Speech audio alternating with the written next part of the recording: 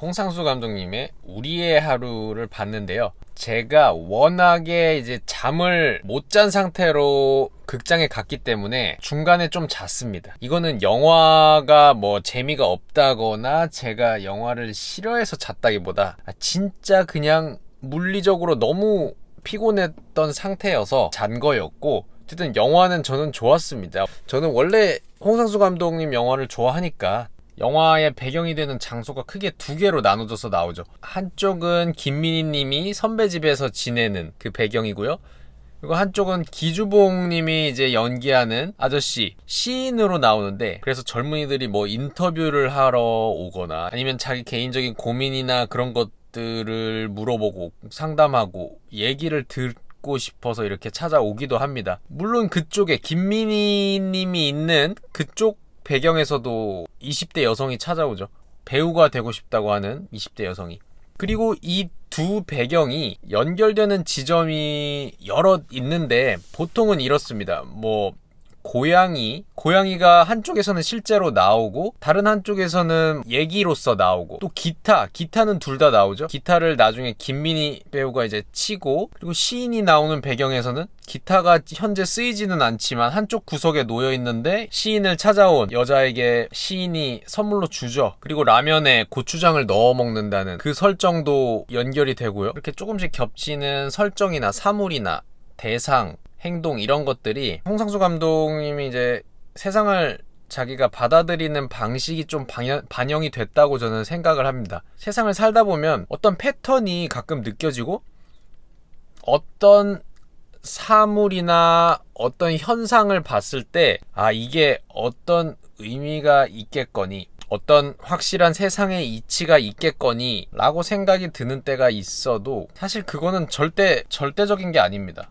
한쪽에서는 기타가 어떻게 쓰이냐면, 잃어버렸던 고양이를 찾고 어느 정도 심리적으로 홀가분한 상태에서 이제 기타가 연주되는 그런 식으로 나오고, 한쪽에서는 계속 오랫동안 방치되어 있던 기타가 나오고요. 그런 식으로 같은 물건이지만 그 물건이 어떻게 쓰이고 어떤 경험을 하는지가 다 다릅니다. 물론 기타는 음악을 연주하기 위해서 만들어지기는. 그런데 한쪽에서는 뭐 잘 쓰이지 않고 방치되고 마치 인테리어의 하나처럼 놓여있는 사물인 거고, 다른 한쪽에서는 홀가분한 기분으로 연주되기도 하고, 이렇게 처음에 기타가 제조된 이유와 상관없이 그 기타가 겪어온 일이나 앞으로도 겪게 될 일들은 다 다르다는 겁니다. 게다가 그 기타 두 개가 물론 똑같은 기타도 아니긴 하죠. 어쨌든 그게 우리 사람에게도 적용이 될 수 있다는 거죠.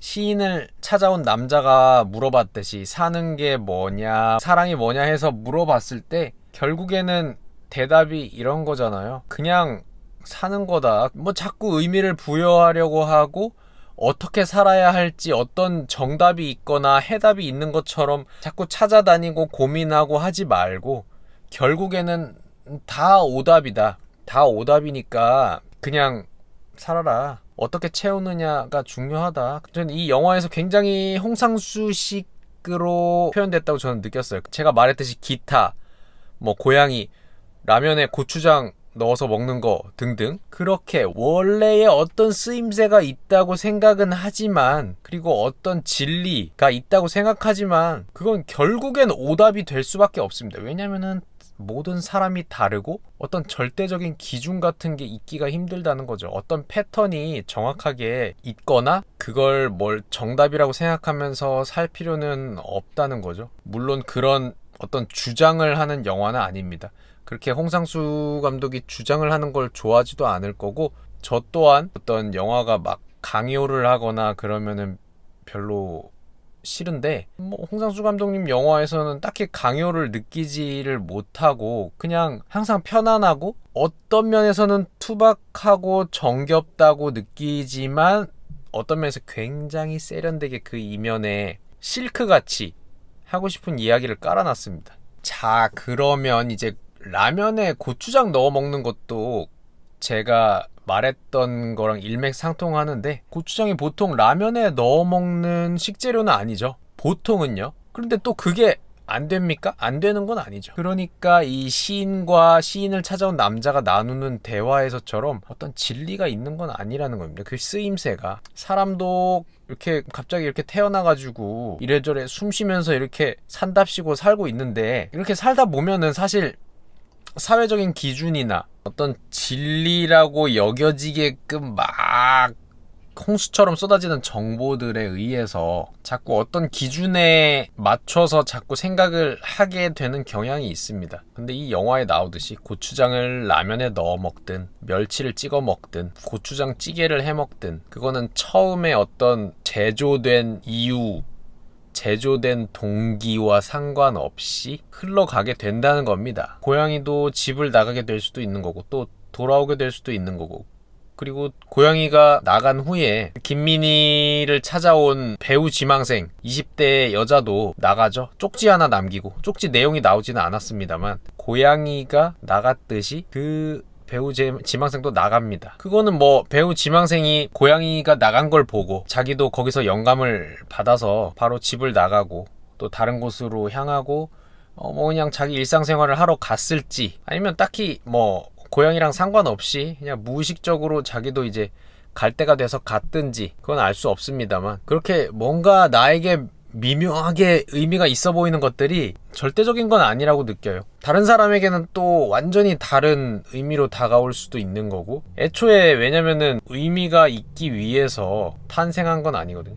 제목이 우리의 하루인데 시인 쪽에서의 하루와 김민희 님이 사시는 그쪽에서의 하루가 조금 시간도 조금 다르죠. 왜냐면은 시인이 사는 쪽에서 시인의 하루는 그냥 낮에 끝나게 됩니다. 밝을 때 끝나게 되고, 김민희 님이 사는 곳의 하루는 밤이 돼서 좀 어두워져서 뭐 음식이랑 먹으면서 기타 치면서 끝나는 걸로 나오고요. 그렇게 참 다양한 하루가 있고, 중요한 일이 끝나고 어떤 하루를 마감하는 그 시간 자체도 각자 다릅니다. 시인은 이제 술자리를 가지다가 뭐 가위바위보 게임 하다가 이제 나머지 젊은이 두 명이 이제 가면서 자기 본인의 중요한 하루는 마무리되는 듯 하고, 자막에도 나오지만 자기는 어떤 더 평화로움을 원한다고 했으나 글쎄요, 괜히 그 두 명이 가면서 느껴지는 분위기는 조금 쓸쓸함이 컸어요. 그 화면에서 느껴지는 건. 하여튼 그렇고, 이제 김민희님 쪽의 배경에서는 그렇게 어두워져서 하루가 마감이 되는 분위기고요. 만약에 또 다른 사람이 만약에 야간에 한창 일을 하고 아침에 집에 퇴근하고 자는 사람이 있다고 하면 그 사람은 오히려 아침에 하루가 마감이 되겠죠. 그런 사람이 우리의 하루의 등장인물이었다면 처음에 야간부터 시작해서 오전에 하루를 마무리하는 게 나았을 거고요. 그렇게 이 영화는 절대적인 것과 진리 이런 것을 정해두는 것에 조금 거리를 두고 싶어하는 뉘앙스를 풍기는 그런 영화로 저는 개인적으로 느꼈고, 또 되게 기억에 남는 게 시인이 그 남자한테 그래, 다 오답이야, 어차피 우린 빨리 죽어, 결국에는 죽는데 이거 시간 빠르다, 얼마 안 있다 빨리 죽는다 어차피, 그러면서 원래 술을 하면 안 되는 상황인데, 그러니까 자기 심장 상태를 생각하면 병원에서 이제 심장 안 좋다고 해서 술을 자제하는 상황이었다가 이제 술을 먹게 되잖아요. 나중에 엄청나게 먹게 되는데, 삶이 짧고 빨리 죽고 이런 말을 하는 것과 결국에 술을 못 참아서 이제 술 먹게 되는 것을 보니까 어쩌면 그 빨리 죽는다고 막 하는 게 자기가 어떤 이런 술, 담배를 하는 것에 대한 합리화처럼 느껴지기도 하고, 무의식적으로 자기의 행동을 정당화하는 그런 느낌도 느껴졌습니다. 그렇게 젊은이한테 삶이 짧고 빨리 죽는다 이런 얘기 하지만 술, 담배 안 하고 건강관리 잘 하면은 또 그렇게 빨리는 안 죽을 수 있잖아요. 물론 술 자제하고 있었지만 결국에는 못 참고 마시고, 결국에는 담배도 남기고 가라고 그래서 담배도 피고 이제 양주도 한 판 까면서 이제 하루를 마무리하는 그 모습이 젊은이한테 뭐 삶이나 진리, 사랑 이런 것에 대해서 조언까지는 아니지만 자기가 생각하는 것에 대해서 말해줬지만 자기 자신은 내면에서는 사실 그렇게 편안하게 이 모든 것을 받아들이고 있지는 않다. 누구나 그렇죠. 사실 제3자의 입장에서, 남의 입장에서는 사실 잘 말합니다. 살아보니까 어떻고 저떻고 뭐 그런 진리는 없고 하면서 너무 걱정하지 말고 너무 고민하지 말고 뭐 큰 의미 없고 결국에는 어떻게 채우냐가 중요하고